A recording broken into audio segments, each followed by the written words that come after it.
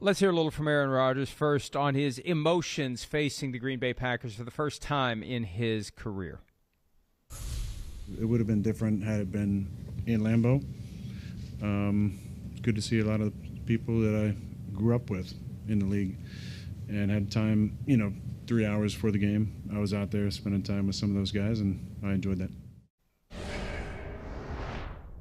This is his third season away from the team, so think of how much a team changes in 1 year, much less 3 years. So I think he's right. If it was at Lambeau, it would be a different vibe. He's going back into places where he had been for so long, walking through doors he had walked through hundreds of times.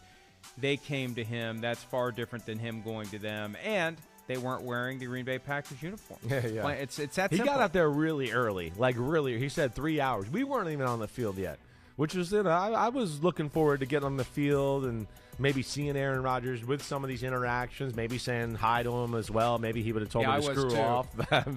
but either way, I wanted to see him there. But, yeah, he got out there so early, and I think probably intentionally, so there wasn't too much fanfare and people crowding him and everything that way. He could still throw that football. That's what frustrates me a little bit. And that's why I brought up the stuff I brought up, because watching him in pregame warmups, I mean, damn, he could still spin it. He can still throw lasers. I just would like him to throw some lasers 20 and 25 yards down the field, down the middle of the field, instead of everything being to DK Metcalf or in the flat all the time, because he's got the ability to do that. And that's what I'm pushing for a little bit. Maybe now that they've lost 2 in a row, he'll feel like he has to. Here he is on the team's mindset after losing 2 straight games.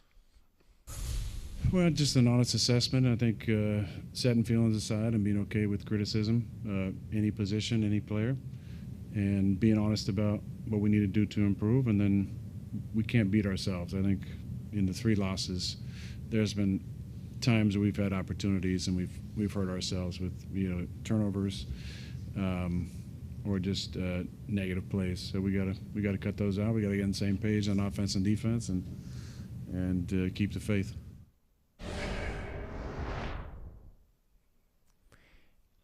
There just needs to be a greater sense of urgency at this point, and it's not going to be easy for them the rest of the way. And the Ravens potentially are going to wake up. We'll talk about them in a second.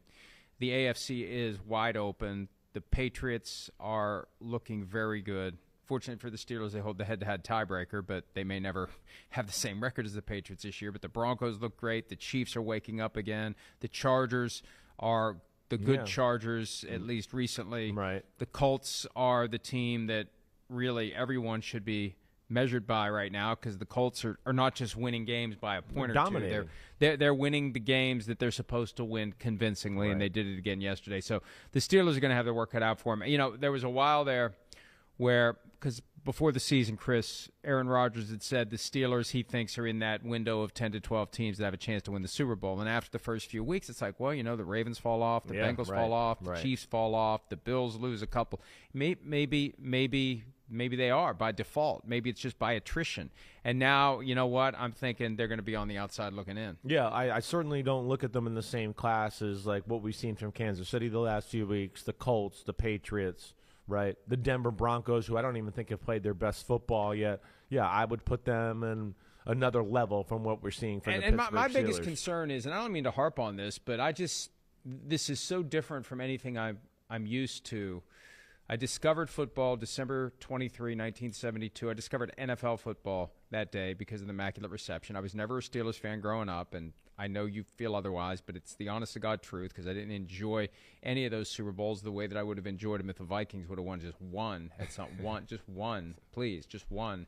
But there was always this groundswell that the city was behind them every step of the way. And if that's not there, good luck. Yeah. It's not going to happen. Right. They gotta wake up. More than the team, the fans got to wake up, or it's done. They got the Colts coming to town this week, and I'm telling you. And I unfortunately will be in Stamford, Connecticut, not back in Pittsburgh next week. But, man, I'd love to see how it feels next Sunday in that building. Are the Colts fans going to take over? Are the Steelers fans going to step up? Are the Steelers going to step up against the Colts? That's the ultimate test. This is the crossroads. They're going to go 5-3 or 4-4.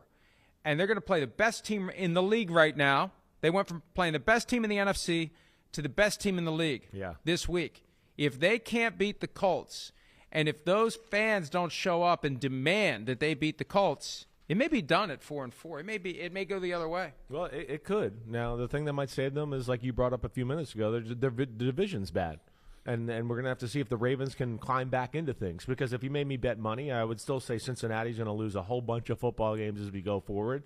The Ravens are still the team we look at to go, wait, Lamar Jackson, does he come back Thursday night?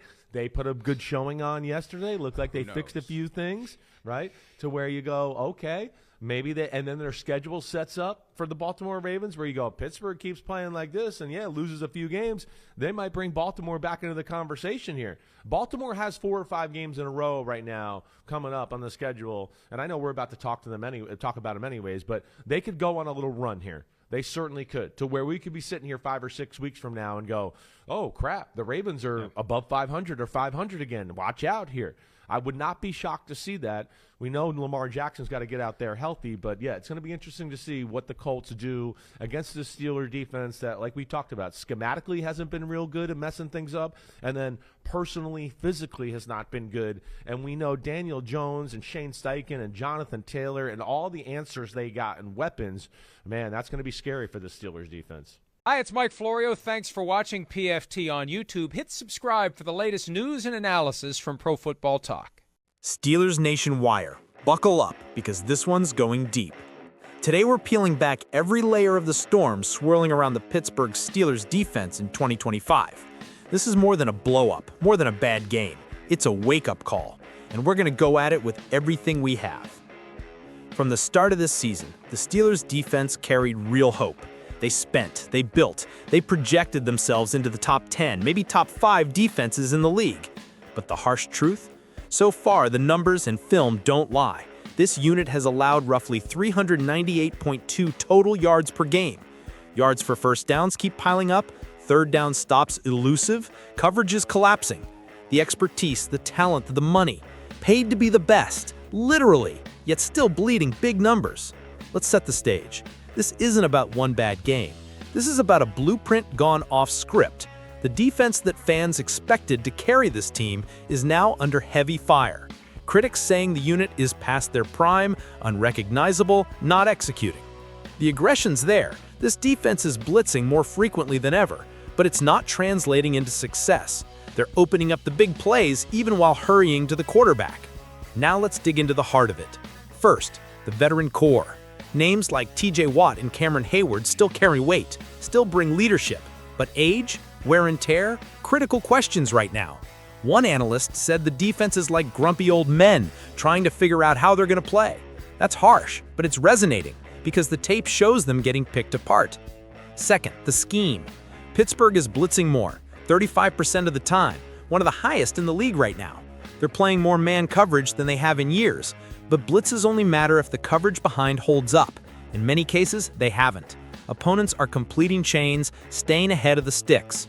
One column pointed out, they may stop the run, but it didn't help the secondary one bit. Third, the schedule, the stakes, the moment. The AFC North is wide open. The Colts are playing elevated ball. The Chiefs are awakening. The Patriots are scrappy. If the defense doesn't tighten up now, the path forward shrinks fast. When you look at what this unit was supposed to be and what it is, the gap is glaring. Fourth, youth plus future pieces.